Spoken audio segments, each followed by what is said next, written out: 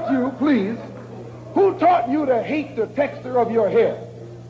Who taught you to hate the color of your skin to such extent that you bleach to get like the white man? Who taught you to hate the shape of your nose and the shape of your lips? Who taught you to hate yourself from the top of your head to the soles of your feet? Who taught you to hate your own kind? Who taught you to hate the race that you belong to? So much so that you don't want to be around each other. No, before you come asking Mr. Muhammad, does he teach hate, you should ask yourself who taught you to hate being what God gave you.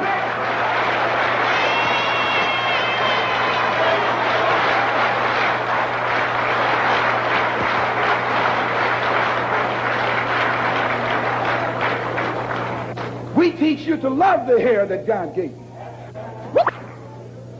Here you way out in the middle of the ocean, can't swim, and you worried about someone that's in the bathtub and can't swim.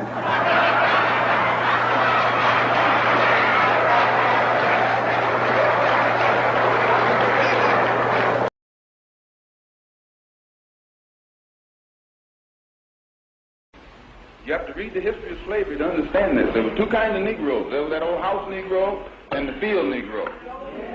And the house Negro always looked out for his master. When the field Negroes got too much out of line, he held them back in check. He put them back on the plantation. The house Negro could afford to do that because he lived better than the field Negro. He ate better, he dressed better, and he lived in a better house. He lived right up next to his master in the attic or the basement. He ate the same food his master ate and wore his same clothes. And he could talk just like his master. Good diction. And he loved his master more than his master loved himself. That's why he didn't want his master hurt. If the master got sick, he'd say, "What's the matter, boss? We sick?" When the master's house caught a fire, he'd try and put the fire out. He didn't want his master's house burned. He never wanted his master's property threatened. And he was more defensive of it than the master was. That was the house Negro. But then you had some field Negroes who lived in huts, had nothing to lose. They wore the worst kind of clothes, they ate the worst food, and they caught hell. They felt the sting of the lash. They hated their master. Oh, yes, they did. If the master got sick, they prayed that the master died. If the master's house caught a fire, they prayed for a strong wind to come along. This was the difference between the two. And today you still have house Negroes and field Negroes.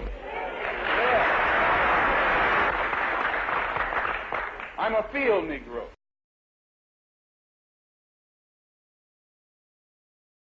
A man by his conscious behavior. I am not a racist. I don't subscribe to any of the tenets of racism.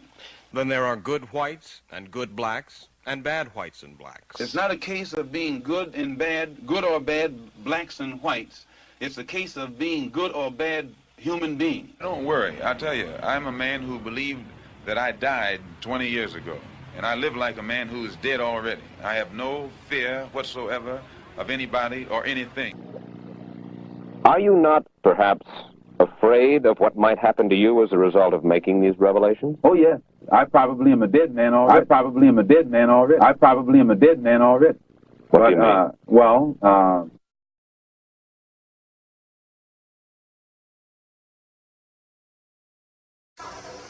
We are African, and we happen to be in America. We're not American.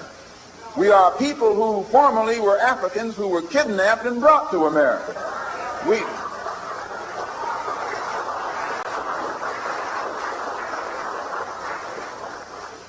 Our forefathers weren't the Pilgrims. We didn't land on Plymouth Rock.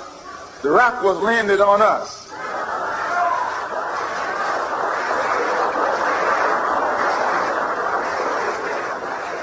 We were brought here against our will.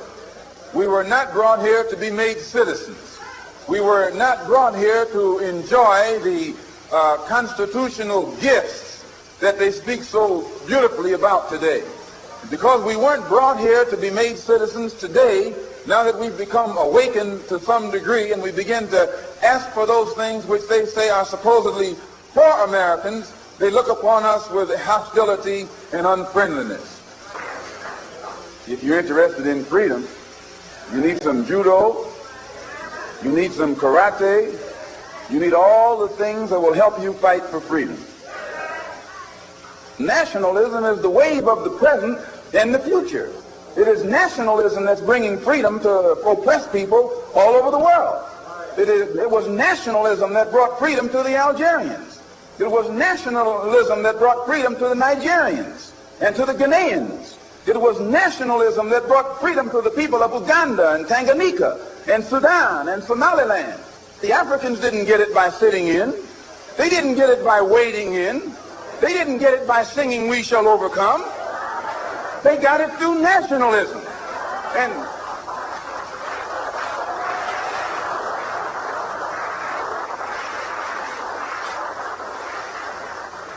And you and I will get it through nationalism. What is it? What is it that makes it difficult for the philosophy of nationalism to spread among the so-called Negroes? Number one, they think they have a stake in America. They think they have an investment in this country, which we do. We invested 310 years of slave labor, 310 years, every day of which your and my mother and father worked for nothing. Not 8 hours a day.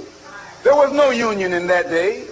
They worked from sun up until sundown, from can't see in the morning until can't see at night. They never had a day off. And on Sunday, they were allowed to sit down and sing about when they died, they wouldn't be slaves no more.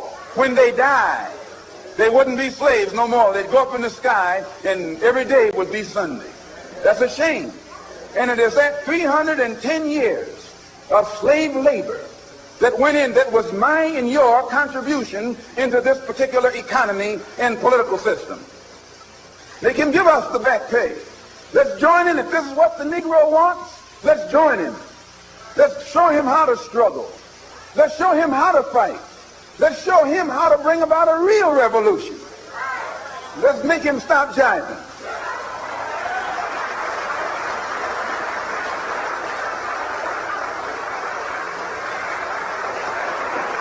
You don't need a debate. You don't need a filibuster. You need some action.